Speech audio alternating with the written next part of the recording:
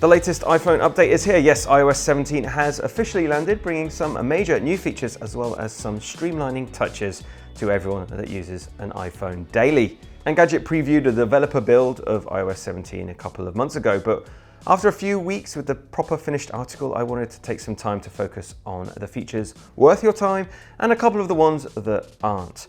iOS feels like a huge quality of life update for iPhone users, especially if those users have other friends who also use iPhones. Let's get into it.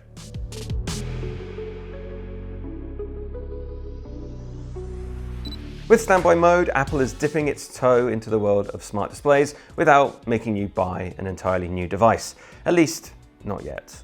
If your iPhone is horizontal and charging, whether it's through the typical port or through MagSafe, your phone will shift into standby mode, ditching the icons for new big information widgets and photo wallpapers.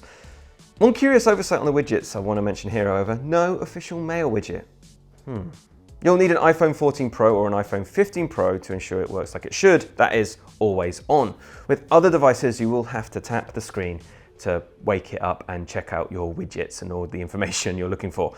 Standby also utilizes the same iOS widgets smart stacks, which means you'll be able to swipe through on them on the display for more information. With iOS 17, we also finally get interactive widgets both in and outside of standby mode. So you can toggle smart home lights or even tick things off your to-do list without having to launch the entire app. Live voicemail, the one feature unavailable to me here in the UK, but one that my co-workers in the US will not shut up about, and one I would like to have now, please. Thank you. This voicemail upgrade lets you screen calls by letting the iPhone show a live transcription of the caller themselves. It will write out every word they're saying if it can pick it up and show you it on screen. You can then interrupt that message to answer the call if it's something you're interested in, and if you're not, you can just let them leave the message. Our executive editor, Aaron Suporis, lovely man, but pretty much the shy Ronnie of Engadget, left some lengthy messages for other co-workers just to test the feature out. The phone was able to pretty much understand every word he said. Arguably, iPhone and iOS 17 understand Aaron better than some of our actual co-workers. If the phone is locked when the calls come in, you will have to unlock it to be able to screen that call. This is all a different approach to Google, which introduced its own call screening tricks on Pixel phones years ago. With Android, the device screens calls and asks them questions with a robot voice. Obviously, that's showing your hand that you're screening the call. At least with iOS, if you call, you just feel like you're leaving a message. I kind of prefer that myself. So wait, Messages is good now?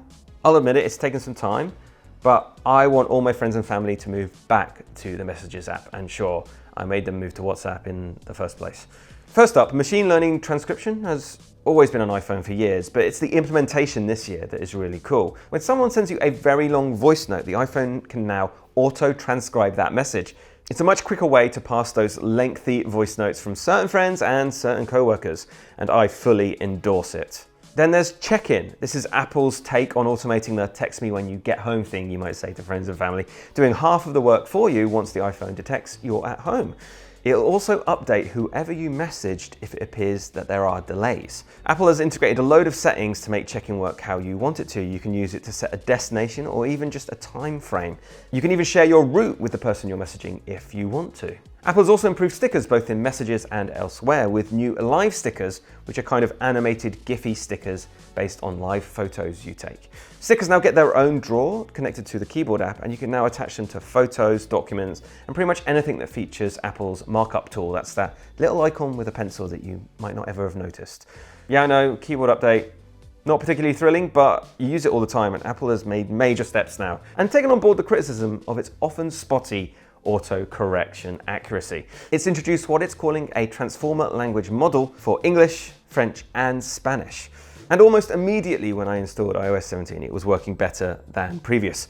And it just seemed to get better and better. I noticed it was replacing BBIAB for Brian when I was messaging our head of video at Engadget, Brian. It works.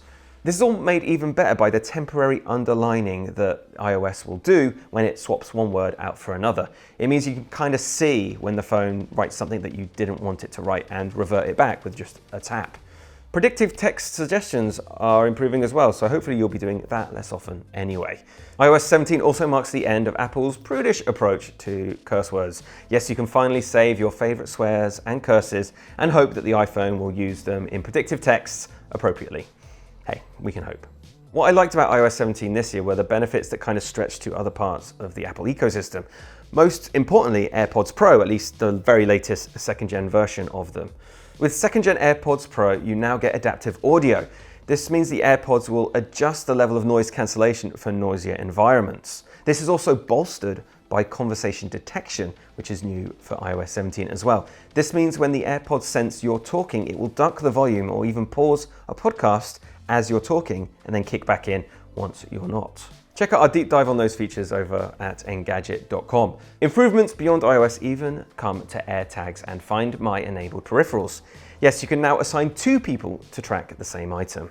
Those are the top 5 features, but there are a few little bonus features I want to mention here just because I think they'll make life easier for so many of us. First of all, you have group password sharing. So if you live with a load of people, you'll be able to share Wi-Fi passwords or passwords to connect to the TV and other things, all in the same group. You can then adjust who's in the group and even add additional passwords when you need to. Apple's continuity upgrades means on your Mac and MacBook, you can pull widgets from your iPhone without having to even install the base program on your Mac itself. And as I mentioned already, widgets more broadly across the whole ecosystem are more useful, and you'll be able to tap to play things and just interact with the widgets without having to load an entire app.